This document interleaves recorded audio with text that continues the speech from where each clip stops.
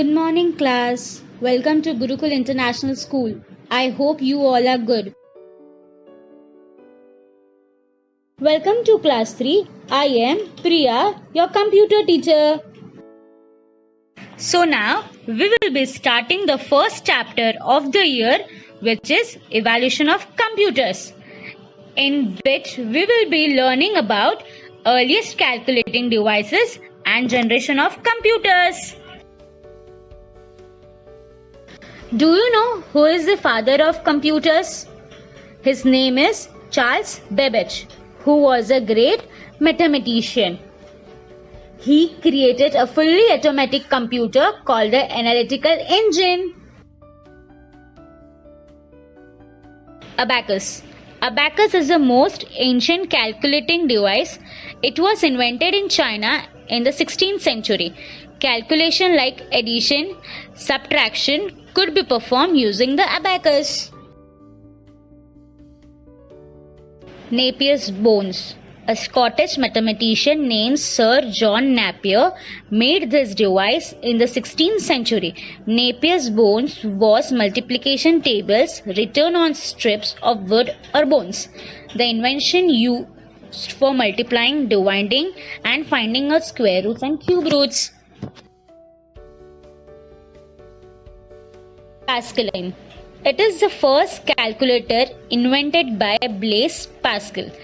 Pascaline consists of a rectangular box with 8 movable wheels. So now, do you know why are we learning about generation of computers? So that we understand how far we have come, our technology has come. The first generation of computer is vacuum tubes. They produce excess heat and occupy large space. They produce excess heat and occupy large space. So which is the first generation? Vacuum tubes. Second generation of computer is transistors. They are smaller in size, cheaper. They had more powerful processing capacity and speed. Let's repeat again. Transistors, second generation transistors. They are smaller in size, cheaper. They had more powerful capacity and speed. So which is the second generation of computers? Transistors. Third generation of computer is integrated circuit. A collection of tiny transistors were put together to form an integrated circuit. So, integrated circuit is the collection of tiny transistors. It had components, transistor, capacitors, etc., which were fabricated on small silicon chip. Thus, these computers became smaller but faster than the second generation. So, it was about which generation? Third generation of integrated circuits.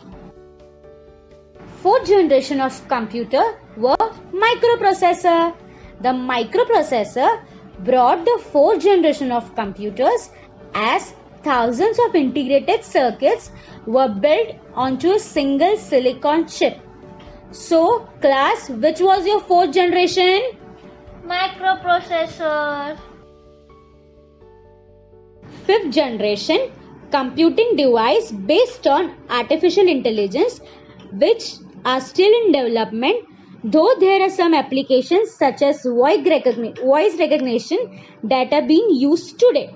Artificial intelligence is concerned with making computers behave like humans, thus referred to as supercomputers. So, the fifth generation is about artificial intelligence. Good, class. So now, this is the final brief of the day, students. First generation, vacuum tubes. Second generation, transistors. Third generation, integrated circuits. Fourth generation, microprocessors. And the last generation, that is fifth generation, artificial intelligence.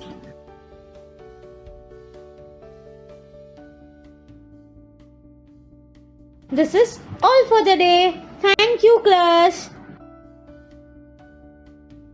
Good morning, students. I hope you all are enjoying your studies at home. Today, we will be learning applications of computers in our day-to-day life. Firstly, we will be learning how it helps in our educational sector. It helps to teach children at school.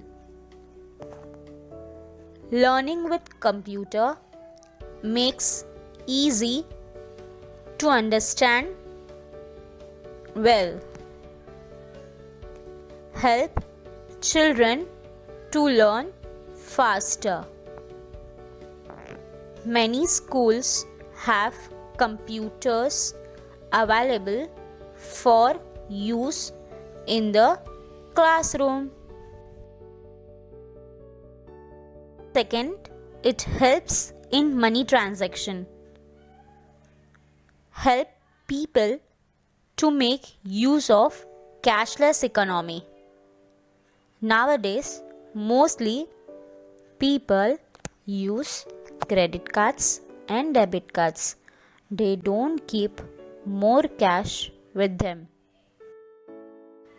Personal computers are being used for many different tasks nowadays. For example, it helps to keep records, write letters, produce presentations, draw pictures, operate online bank accounts, buy online movie tickets, play games, helps in online shopping too, etc.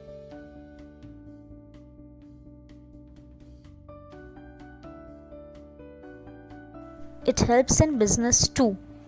It helps to predict the future sales, profits, costs, etc., bringing in more accuracy in company accounts. Businessmen make bar graphs and pie charts from tedious figures to convey information effectively. As shown in the picture, this is known as bar graphs. In construction, architects use computer animated graphics to give clients a visual walkthrough of their proposed buildings. Using the computer, the architects can create different buildings with greater accuracy and better designing. Computers are used in retailing sector also.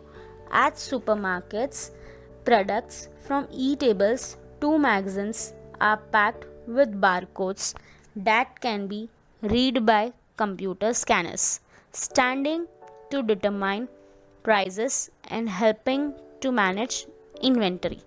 Thus, a detailed receipt of the groceries can be made.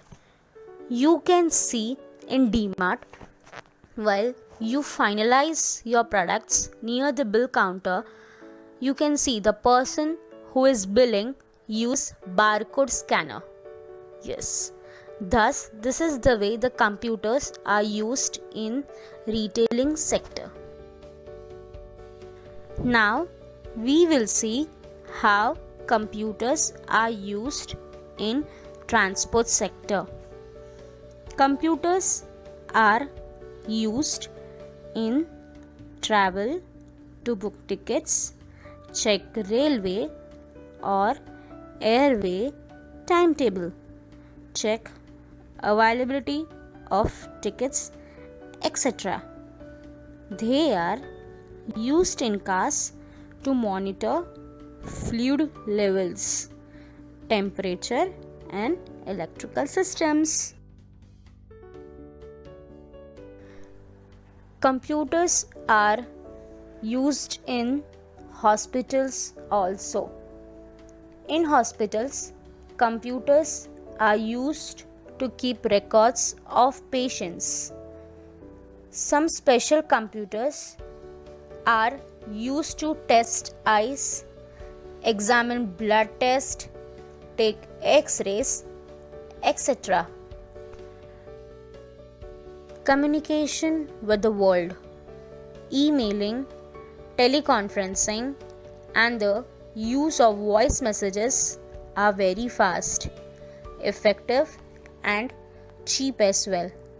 When connected to the internet, people can gain vast and varied quantity of knowledge. Shopping on the internet is also becoming very popular and has numerous advantages over traditional shopping methods. Students, you do online shopping? Yes, it's because of computer and internet. This is all for the day. Thank you. Bye. Take care.